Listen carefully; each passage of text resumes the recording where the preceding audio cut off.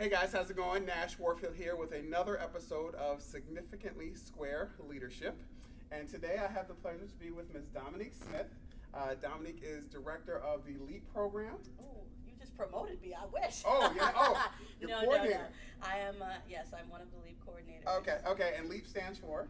Learning Enables All Possibility. Okay, here at Hudson County Community College in lovely Jersey City, New Jersey, where actually I'm a proud resident. So Dominique, why don't you tell me a little bit about how you came to Hudson County? What's been your path to get to where you are today? Oh, wow. Okay, so let's go all the way back by 12 years. Okay. And I started as a student at Montclair State University, and I had the honor of taking a class called the Psychology of Leadership, and that was part of what we had then called a learning community, a leadership learning community.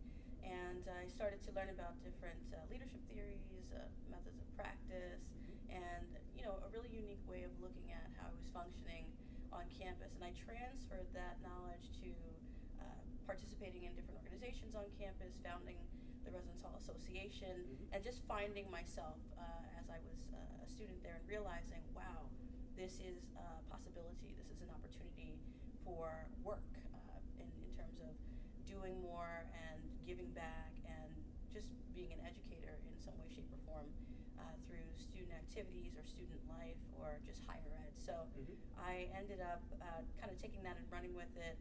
I found myself traveling one summer with the National Student Leadership Conference group based out of Chicago, and that blew my mind. I was able to teach high school students goal setting, decision making, ethics, just any sort of leadership oriented topic while traveling. And it was at the end of that summer, I remember specifically just standing there at the University of Massachusetts Amherst. See, I said Amherst. I used to say Amherst. Not from Oh yeah, they don't like that up there. Exactly, they're like, it's Amherst. Gotta get it right. Yeah. So University of Massachusetts Amherst, and I was just erasing the board, and I said, this will not be the last time I do this work. This is my life's work, and I knew that I was going to be some form of an educator, some form of a speaker, a teacher in terms of leadership in some capacity. And so I went to graduate school to study organizational leadership in higher ed at Rider, go Bronx.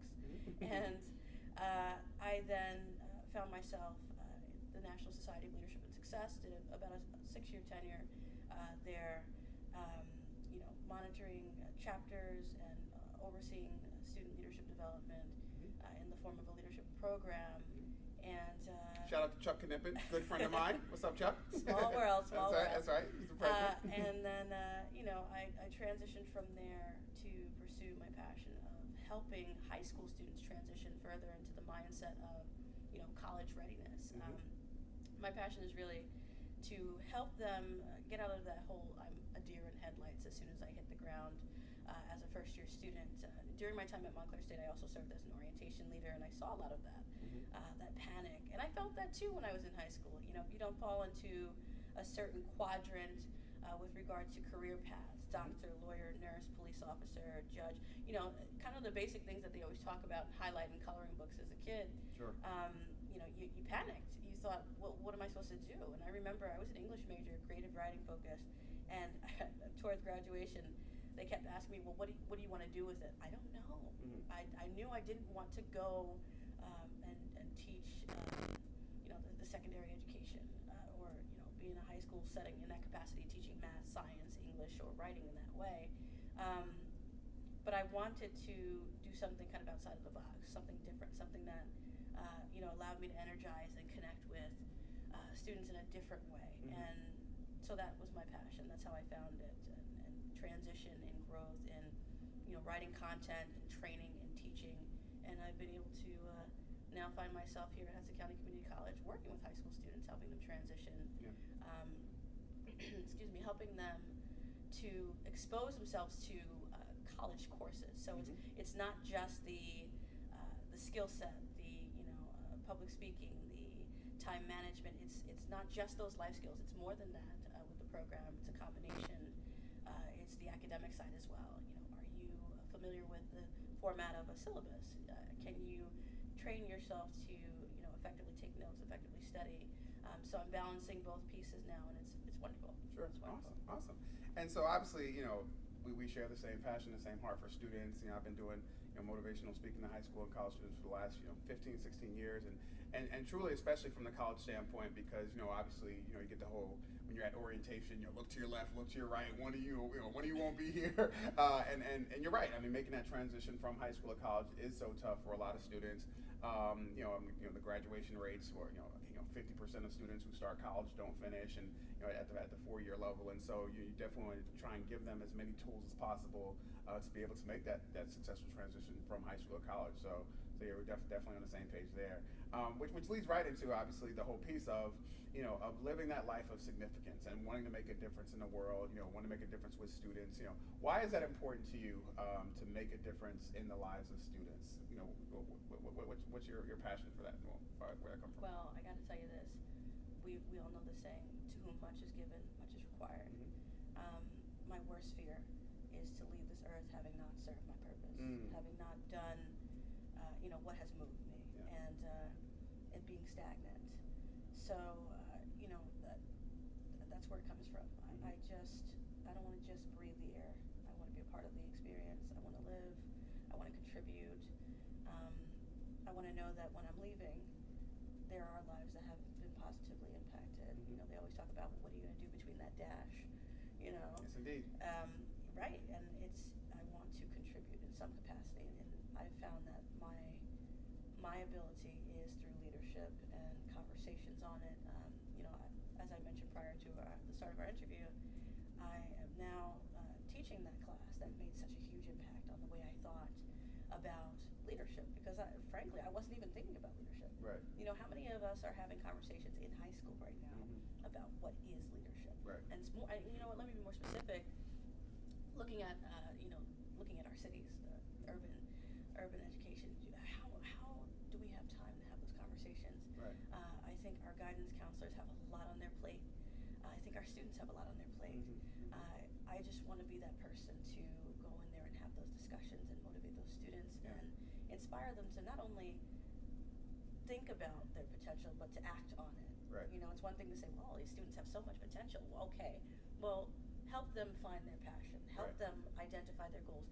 Help them with that structure so that they can go ahead and live that out. Because when they live that out, I'm a better person. Right.